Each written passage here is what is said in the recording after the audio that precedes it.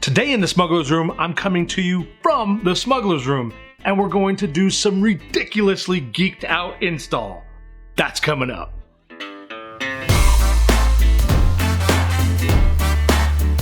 What's up, you awesome geeks? I'm Brian, and welcome to the Smuggler's Room.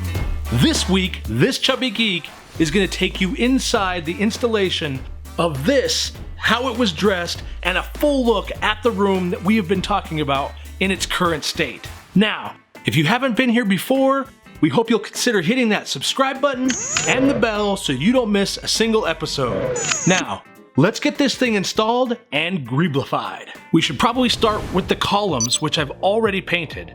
I know, you're super sad right now having not watched me spray 3 layers and still miss spots, but I'm trying to keep the boring stuff from you. The big goal was to have the pipe work and other interesting things going on inside the columns. Can we take a moment to thank the gods of plumbing for PVC pipe? I mean, it's pretty much Legos for adults, who use them for other things besides plumbing. At any rate, I mixed and matched all types of fittings that I found in the plumbing aisle and did my best to arrange them in a way that would add the most interest. Keep in mind, you'll only see these from the sides under low light, so it doesn't have to be perfect, but you will want to secure them in place the best you can.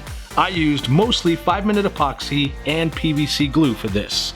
Now, in the basement, we see the condition of the walls after the original Smuggler's Room was taken down. You can see there have been many holes in the wall, but don't tell my wife just how many. I've kept that a pretty good secret from her thus far. I used a stud finder to mark out the framing behind the drywall, and then childishly, of course, tried to use it on me, but we should probably rename it the Geek Finder for that. Then I marked out the stud locations and installed 3 horizontal pieces of material that we could then mount the structure to.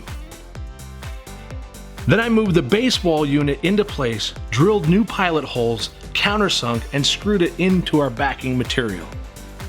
Then I manhandled the top piece into position, wishing I was in better shape and not such a chubby geek, and then repeated the process. Once the back was on, we could then install both columns and secure them into place.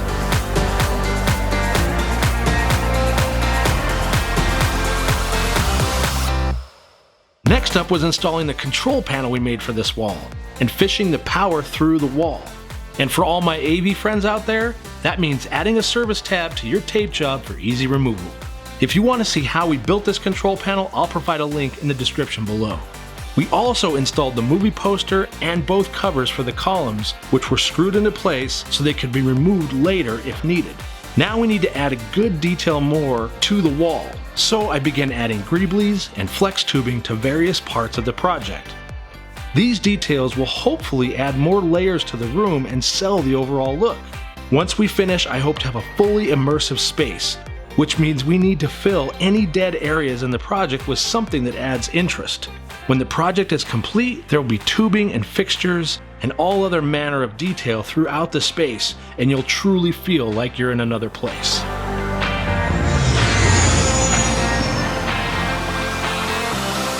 Next, we added the pads. You know, those elements of foam covered in paper towels that we spent all that time making? Yep, they needed installed on the columns.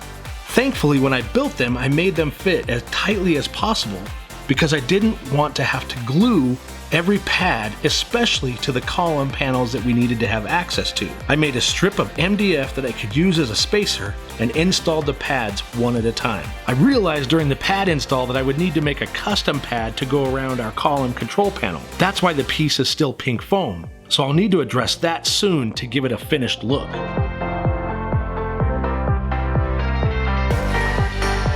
Now it occurs to me that you might not have really ever seen the basement fully.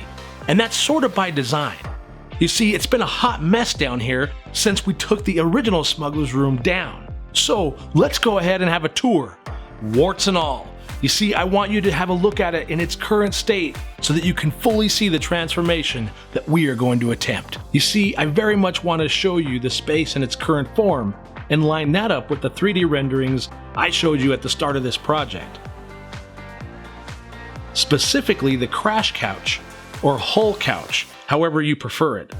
It's a long way from done, but I'll break down the construction we've done already so that you'll understand how that part of the project was done. And of course, we have a great deal of work to do on the Han and Carbonite section of the room as well. The surrounding display for that area is going to be completely redone, and we have a totally geeked out idea for what we're going to work on.